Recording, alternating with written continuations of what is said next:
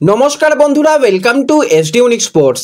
শেষ পর্যন্ত যে বিষয়টাকে নিয়ে বারবারই আমরা কথা বলছিলাম এবং যে বিষয়টাকে নিয়ে বারবারই কথা হচ্ছিল যে রোহিত শর্মার ভবিষ্যৎ কী হতে পারে মুম্বাই ইন্ডিয়ান্সে, কারণ হার্দিক পান্ডিয়াকে বড়োভাবে ট্রেড করে নিয়ে আসা হয়েছে।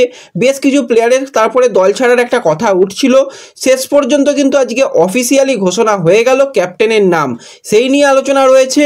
এছাড়াও কিন্তু কেকেআর দলে আসতে পারে বিধ্বংসী অলরাউন্ডার, সেই অলরাউন্ডার কে এবং তাকে কেন আনা হবে রাসেলের পরিবর্তে, সেই নিয়েও আলোচনা করব আমরা এই ভিডিওতে। তাই ভিডিওটা শুরু থেকে শেষ পর্যন্ত দেখার অনুরোধ করলাম।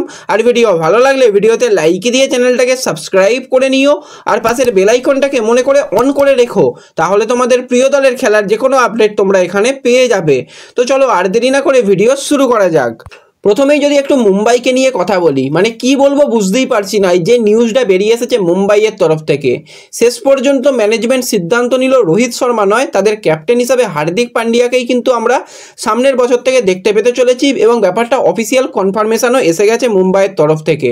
তো নিউজটা শুনে প্রচণ্ড পরিমাণে দুঃখ পেয়েছিলাম, কারণ আইপিএলে কিছু কিছু প্লেয়ার এমন এমন অবদান রেখেছে না, তাদের ছাড়া আইপিএল সত্যি জমে না। আমরা যেমন আগে দেখেছিলাম দুর্দান্ত ব্যাটিং করতো আরসিবির হয়ে, সেখানে মিস্টার 360 ক্রিস গেইলকে আমরা দেখেছিলাম অসাধারণ ব্যাটিং করতে। গত বছর থেকে আমরা পোলার্ডকে মিস করতে শুরু করেছি, এদিকে ব্রাভোকে মিস করতে চলেছি, আর এবছরে কিন্তু আমরা রোহিতের ক্যাপ্টেনশিপকেও মিস করতে চলেছি। দুর্দান্ত ক্যাপ্টেন, পাঁচবার কিন্তু মুম্বাইকে চ্যাম্পিয়ন করেছে, টোটাল 158 ম্যাচ খেলিয়েছে দলকে এবং 87টা ম্যাচ জিতেছে, 67টা ম্যাচ কিন্তু মুম্বাই হেরেছে এবং 4টে ম্যাচ টাই হয়েছিল। তো এই অসাধারণ ক্যাপ্টেন এবং লিডার, একটা দলের সত্যি লিডার যাকে বলা হয় সেটা হচ্ছে রোহিত, তাকে কিন্তু সরিয়ে দিল এবং ব্যাপারটা দেখার পর থেকেও প্রচণ্ড পরিমাণে মনে দুঃখ হলো। তো মানে কিছু বলার নেই, ম্যানেজমেন্ট কীরকম কী সিদ্ধান্ত নেয় যে রোহিতকে সরিয়ে দেওয়া। রোহিতকে যদি পরের বছর সরিয়ে দিত ঠিক আছে, কোনো ব্যাপার নয়, কিন্তু এই বছরে রোহিতকে সরিয়ে দেওয়া, এটা কিন্তু তার জন্য তো একটা বড় ধাক্কা হলো। আমাদের সামনেই ক্রিকেট বিশ্বকাপ রয়েছে, তার আগেও কিন্তু রোহিতের মনের ওপর তো একটা চাপ পড়বেই।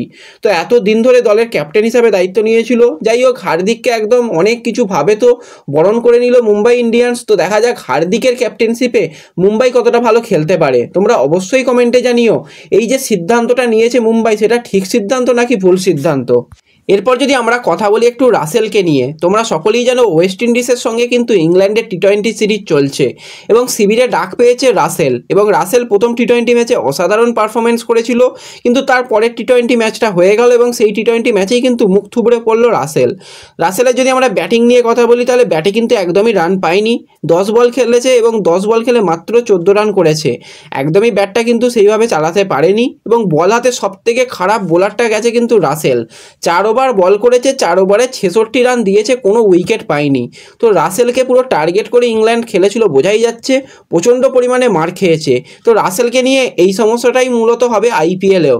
তাকে যদি সবাই ভেবে নেয় যে একদম প্রতি ম্যাচে ফিনিশার হিসাবে দেখা যাবে, কখনোই সেটা পাওয়া যাবে না, কারণ রাসেলের সেই খেলাটা আর হয়তো দেখতে পাচ্ছি না আমরা বেশ কয়েক বছর আইপিএলেও, এবং বল হাতেও কিন্তু খুব একটা ভালো বল করে দিতে পারবে না। সেই জায়গাতেই মূলত কেকেআরকে এবার ভাবতে হবে তার পরিবর্তে কোন প্লেয়ারকে আনা যায়। দেখো রাসেলের পরিবর্তে বলতে গেলে সেরকম পাওয়া সম্ভব নয়, কিন্তু তার থেকেও একটা ভালো বিধ্বংসী ব্যাটসম্যান কিন্তু পেয়ে যেতে পারে এবং যে অলরাউন্ডার হিসাবে খেলতে পারে, সেটা হচ্ছে এখন দুর্দান্ত ছন্দে রয়েছে রমম্যান পাউল। এই প্লেয়ার এর আগে কেকেআরে খেলেছে, দিল্লিতে খেলেছে, টি20তে তার দুর্দান্ত রেকর্ড আমরা দেখে এসেছি।